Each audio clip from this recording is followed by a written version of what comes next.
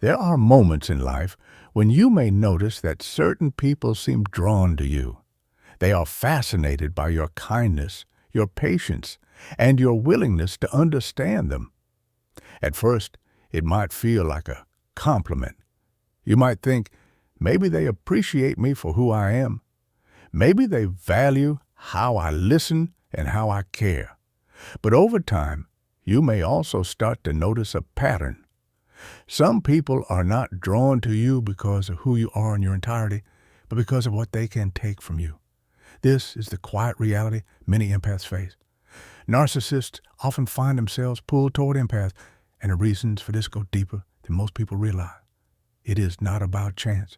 It is about energy, need, and the unspoken ways human beings search for what they feel they lack. Chapter 1. The Empath's Light.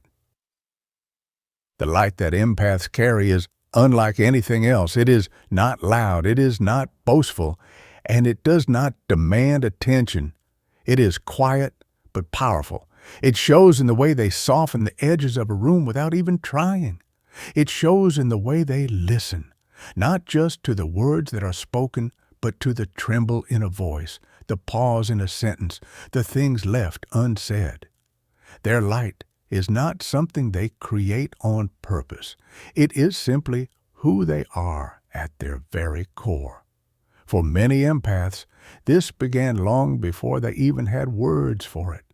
As children, they may have noticed the sadness in someone's eyes when others overlooked it. They may have felt deeply unsettled when there was conflict, even if no one else seemed to notice.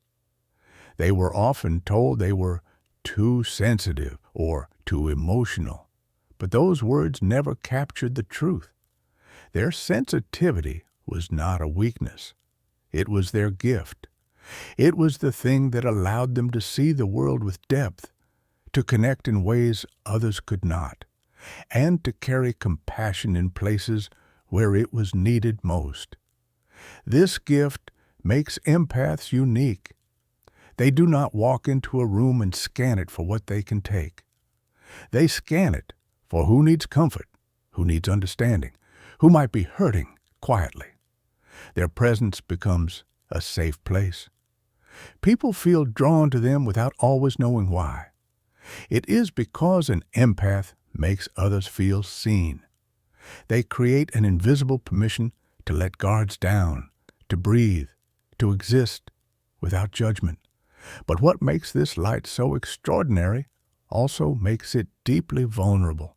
Empaths rarely give halfway. They open their hearts fully. They listen intently. They forgive quickly. They show patience even when they are running on empty. Helping others is not just something they do. It feels like something they must do. It is instinctive, as natural as breathing. And because of this, they often do not realize how much they're giving until they feel drained, exhausted, or quietly broken. For most people, this light feels like a blessing.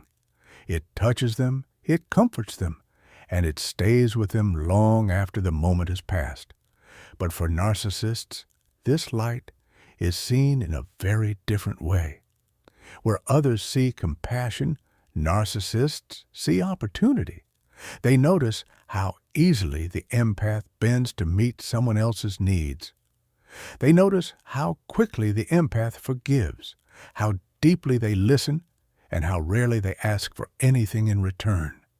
To a narcissist, this feels like an endless well of energy they can draw from.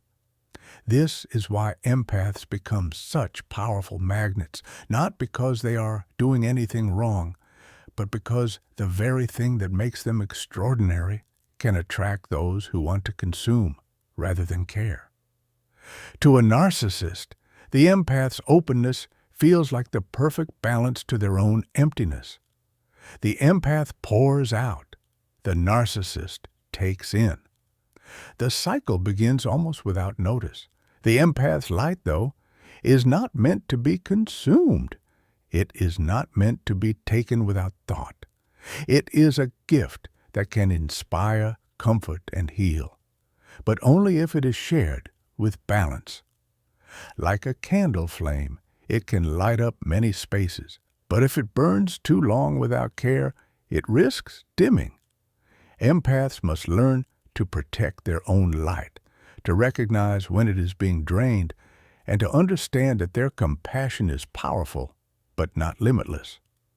The truth of the empath's light is this: it draws in kindness, but it also draws in those who seek to use it. And when an empath begins to understand this, they take the first step towards something important. They begin to protect what is sacred within them. They begin to see that their gift is not a burden, but it requires boundaries to remain whole. Chapter 2. Why Narcissists Seek That Light. To understand why narcissists are so drawn to empaths, we have to look at what drives them at their core. Narcissists live with a deep hunger inside. It is not the kind of hunger that is satisfied with food, success, or even achievements. It is a hunger for validation, attention, and control. No matter how much they receive, it never feels like enough. There is always a void, an emptiness that they try to fill by reaching outward. And when they encounter an empath, it feels as if they have finally found what they have been looking for. Empaths radiate warmth, patience, and care without needing to be asked. They offer understanding without demanding proof. They listen without interruption. To a narcissist, this feels like striking gold. The empath gives freely what the narcissist craves most: steady attention and unconditional presence. But it's not just the giving nature of the empath that draws them in. It is also the lack of boundaries that many empaths struggle with early in life. Narcissists notice this quickly. They see how the empath forgives when others would walk away. They see how the empath explains away bad behavior, choosing to understand rather than judge. They see how the empath carries hope, even in situations that feel hopeless. To the narcissist, this means endless chances to take without being held accountable. The narcissist's attraction to an empath is not about love or admiration in its truest sense. It is about need. The narcissist needs someone who will reflect back their importance, someone who will soothe their insecurities without exposing them, someone who will stay even when the taking becomes too much. And the empath, with their open heart and generous spirit, often provides exactly that. This dynamic becomes a cycle. The narcissist takes and the empath gives. The narcissist tests boundaries and the empath adjusts, believing that understanding will make things better. The narcissist withdraws to provoke attention, and the empath chases, wanting to restore peace. To the narcissist, this is perfect. They have found someone who not only tolerates the cycle but participates in it. And yet, for the empath, the cost grows heavier with each turn of the wheel. What makes this cycle so painful is that the empath rarely sees it for what it is at first. Their nature makes them believe in the possibility of change. They hold on to the idea that kindness can heal wounds, that patience will lead to growth, and that compassion can transform even the hardest heart. While this hope is beautiful, in the presence of a narcissist, it becomes a trap, because the narcissist is not searching for growth. They are searching for supply. They want the energy, the attention, the loyalty without the responsibility of giving back. The reason narcissists seek empaths is because they sense this difference. They sense the empath's willingness to stay, even in discomfort. They sense the empath's need to give, even at their own expense. They sense the empath's loyalty, which feels unshakable, and they cling to it. They know that where others might demand accountability, the empath offers more patience. Where others might walk away, the empath leans in closer. But this does not mean the empath is weak. In fact, it is quite the opposite. The reason narcissists target empaths is because they are strong. It takes strength to keep caring when the world feels heavy. It takes strength to show up fully day after day without turning cold. Narcissists do not choose empaths because they are fragile. They choose them because their light is powerful, because their presence is steady, and because they know that light can be used to fill the spaces they cannot fill themselves. Yet, what narcissists often fail to understand is that the light of an empath cannot be owned. It may be borrowed, it may be dimmed, but it cannot be fully taken. Empaths have the ability to recover, to grow, and to rise again, even after they feel drained. Their compassion, when protected with awareness and boundaries, becomes not just a gift to others, but a shield for themselves. So when we ask why narcissists seek empaths, the answer is simple. It is because empaths represent everything they are not. Where the narcissist is hollow, the empath is full. Where the narcissist demands, the empath offers. Where the narcissist fears vulnerability, the empath lives openly. It is this contrast that pulls them together. But while the narcissist sees it as a source to consume, the empath must learn to see it as a signal to protect. Because the truth is, being sought after is not the same as being valued. Narcissists seek empaths because they see their light, but it is up to the empath to decide how much of that light is shared and with whom, and that awareness becomes the turning point in breaking the cycle. Chapter 3. The Cycle of Giving and Taking. Once an empath and a narcissist connect, a familiar pattern begins to unfold. At first, it can feel almost like harmony. The empath gives and the narcissist takes, and for a short while it seems balanced. The narcissist feels seen, validated, and soothed. The empath feels useful, purposeful, and important. Both believe they are getting what they need, but beneath the surface, the foundation is already unstable because the dynamic is built on imbalance rather than mutual exchange. The cycle always begins with the empath offering more than what is asked. It might start with extra patience, extra kindness, or extra understanding when others would have already stepped back. The empath, being naturally sensitive to the emotions around them, often anticipates needs before they are spoken. They notice subtle changes in tone, shifts in body language, or quiet signs of distress. Instead of ignoring them, they step in and fill the gaps. This becomes comforting to the narcissist, who quickly learns that with an empath, they don't have to work to be understood. Over time, the giving grows heavier.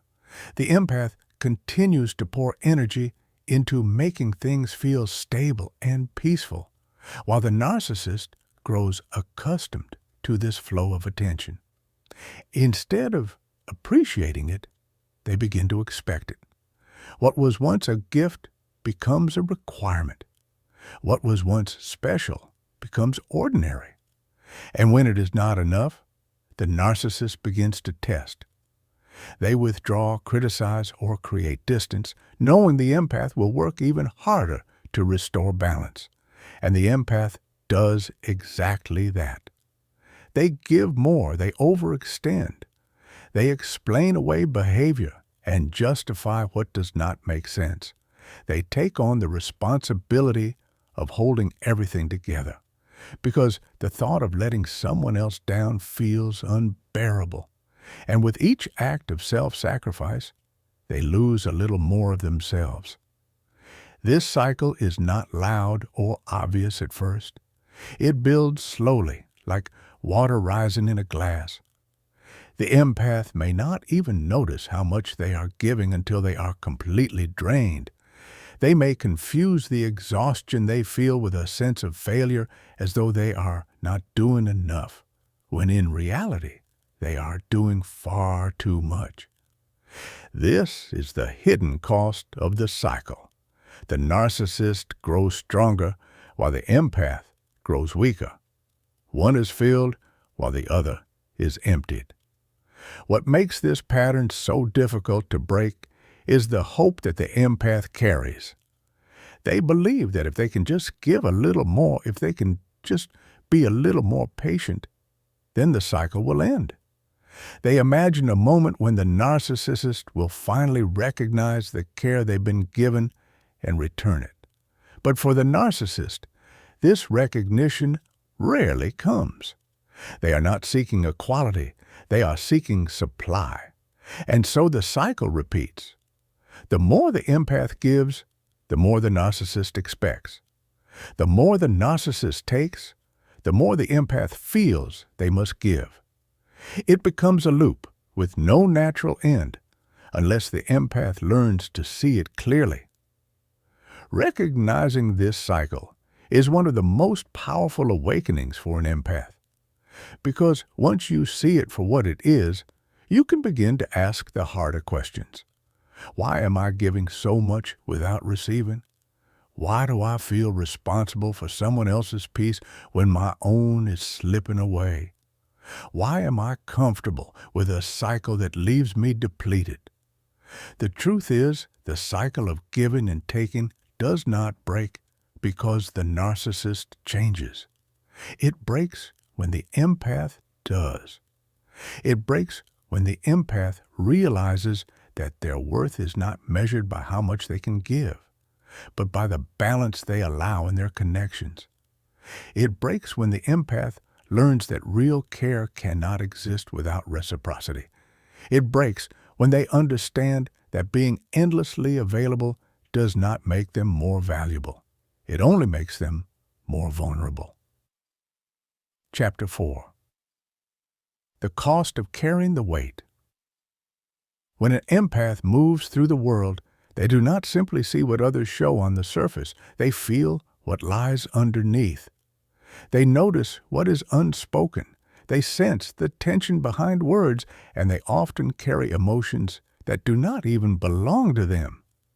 At first, this feels like a gift, a way of being deeply connected and understanding. But over time, it becomes a heavy responsibility.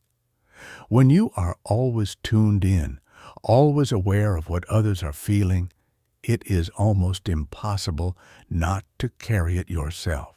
This is the weight that accumulates quietly. It is the late-night worry that lingers even after the conversation is ended. It is the knot in the stomach when you sense someone else's disappointment. It is the exhaustion that comes from living not only your own experiences, but also absorbing the emotions of those around you. An empath often becomes the silent holder of other people's struggles, and they rarely allow themselves to set them down. The cost of carrying this weight shows up in ways that are subtle at first. A sense of fatigue that never quite goes away, a quiet emptiness that grows even in the middle of connection, a creeping feeling that you're always on edge, waiting for the next shift in mood or energy around you. Over time, these costs add up and they begin to wear down even the strongest heart. The hardest part is that empaths often do not realize how much they are holding until they reach a breaking point. Because they are so used to giving, so used to being strong for others, they rarely stop to measure what it's doing to them. They tell themselves they can handle it. They remind themselves that others have it worse, and they keep carrying more. But just because you can carry the weight does not mean you should. When the cost grows too high, it begins to take away pieces of the self. Joy becomes harder to access. Peace feels fleeting. Even simple moments of rest can feel impossible because the mind is crowded with the emotions of others. The empath may begin to feel invisible, not because others cannot see them, but because they have lost sight of themselves beneath all they carry. The truth is, no one can hold the emotions of the world and remain whole. There must be boundaries. There must be space to set down what does not belong to you. Carrying the weight of everyone else's emotions is not what makes an empath strong. What makes them strong is learning how to care deeply without losing themselves in the process. This awareness is difficult because it often comes after years of being the steady one, the dependable one, the one who never falters. Letting go of the weight can feel unnatural, even selfish. But the reality is that carrying too much does not serve anyone in the long run. When the empath is drained, they cannot give freely anymore. When they are broken by the weight, they can no longer bring light to others. Protecting themselves is not only an act of self-preservation, but also an act of honesty. The cost of carrying the weight is high, but it also teaches something essential. It teaches that empathy is not about holding everything. It is about understanding. It teaches that compassion does not require self-sacrifice. It requires balance. And it teaches that sometimes the most caring thing you can do for others is to show them that they are responsible for their own feelings, while you are responsible for yours. When an empath finally learns this, the weight begins to lighten. Not because the world has changed, but because the way they move through it has. They can still care, still feel, and still give, but in ways that leave them whole rather than emptied. And that shift changes everything. Chapter 5. Reclaiming the Self. Reclaiming yourself after carrying so much is not an instant transformation. It is not a single moment of clarity where everything suddenly changes. It is a slow process, a gentle reclaiming of what has been lost over time. It begins with awareness, noticing how deeply you have been giving and recognizing what has been taken in return. The first step toward reclaiming yourself is permission.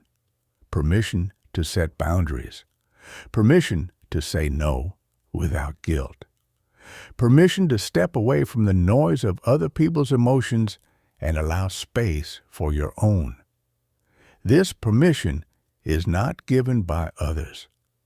It must be claimed by you, and claiming it often feels uncomfortable at first because it breaks patterns that have been built over years.